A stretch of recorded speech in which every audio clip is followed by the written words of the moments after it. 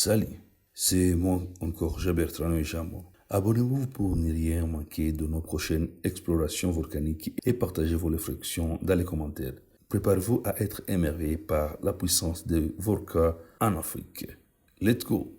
Rejoignez-moi alors que je pars explorer et documenter les 5 volcans actifs d'Afrique en 2024. Les volcans sont des merveilles naturelles impressionnantes qui ont façonné la géographie et la culture du continent. De sommets enneigés emblématiques aux vastes étendues de savane, les volcans ont laissé une marque indélébile sur le paysage africain. Et pourtant, malgré leur majesté, les éruptions volcaniques posent des défis importants aux communautés locales et à la faune et à l'environnement. L'impact des éruptions volcaniques sur les communautés locales peut être dévastateur. Les chutes de cendres peuvent contaminer les sources d'eau, endommager les cultures et perturber la vie quotidienne. Dans des cas extrêmes, les éruptions peuvent même déplacer des communautés entières. De plus, le gaz volcanique et les cendres peuvent avoir une grave conséquence sur la faune, provoquant des problèmes respiratoires et perturbant l'écosystème délicat. L'impact environnemental est également important. Les éruptions contribuent au changement climatique et à la pollution atmosphérique. Outre ces défis, les éruptions volcaniques constituent également une menace importante pour la sécurité humaine. Les coulées pyroclastiques, les râles et les chutes de cendres peuvent être mortelles et le risque de troubles volcaniques est omniprésent. Il est essentiel que nous surveillions de près l'activité volcanique pour minimiser les risques et avertir en temps opportun les personnes touchées. Malgré les défis, les éruptions volcaniques perdent le pouvoir impressionnant de la nature. Et en 2024, l'Afrique compte 5 volcans actuels en éruption. Le mont Nyiragongo. Commençons par le mont Nyiragongo, anciennement orthographié Nyiragongo, était un stratovolcan culminant à 3470 mètres d'altitude dans la vallée du Grand Rift et situé en Afrique de l'Est, dans l'est de la République démocratique du Congo. Il est localisé dans les montagnes de Virunga à une vingtaine de kilomètres au nord de la ville de Goma et du lac Kivu, et à l'ouest de la frontière du Rwanda, connu pour ses coulées de lave très fluides et ses éruptions dévastatrices. Le mont Oido-Ino-Legai. En Tanzanie, le mont Oido-Ino-Legai est un stratovolcan de Tanzanie situé sur l'escarpement du rift de Grégol, branche orientale des rifts est-africains qui parcourt l'Afrique de l'Est du nord au sud. C'est le seul volcan actif de Tanzanie à émettre de la lave natracarbonatite, un type unique de roche volcanique. Ce mont Oido-Ino-Legai est un terme maï, la langue de Maasai, dont il est le montagne secret, qui signifie montagne de Dieu en français.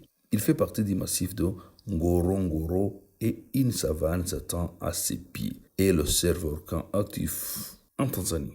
Le mont Cameroun. Le mont Cameroun est un volcan du Cameroun, point culminant de la ligne du Cameroun et de l'Afrique de l'Ouest.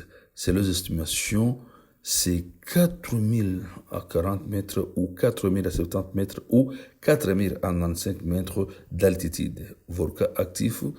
Ces éruptions peu explosives de nature hawaïenne ou strombolienne se traduisent par l'ouverture des fissures volcaniques qui émettent des coulées de lave. Situées à la frontière du Cameroun et du Niger et en éruption par intermittence depuis 2018. Le mont Mufumbira.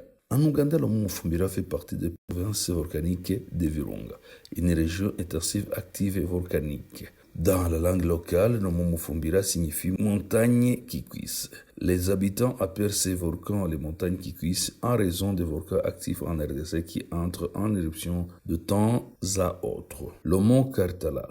Le mont Kartala au Comores est l'un des volcans les plus actifs au monde, avec plus de 20 éruptions depuis 2000. Le Kartala est un volcan effusif d'une altitude de 2361 mètres. Son dernière éruption date des années entre 2005 et 2007. Il a émis au cours du temps un grand nombre de coulées de lave basaltique qui ont construit une grande partie de l'île de Grande Comore. Depuis le mangrove et les forêts séchées du littoral jusqu'au sommet, différents écosystèmes se succèdent selon l'altitude. Ils abritent une grande biodiversité souvent endémique. L'un des événements d'éruption les plus spectaculaires de 2024 a été l'éruption du mont Nyiragongo qui a provoqué des coulées de lave à travers la ville de Goma. L'ampleur de l'éruption était à couper le souffle, avec des coulées de lave atteignant de vitesses allant jusqu'à 1000 km par l'heure. La réponse des autorités locales et des scientifiques a été rapide et efficace, avec des évacuations et des services d'urgence déployés pour atténuer l'impact de l'éruption.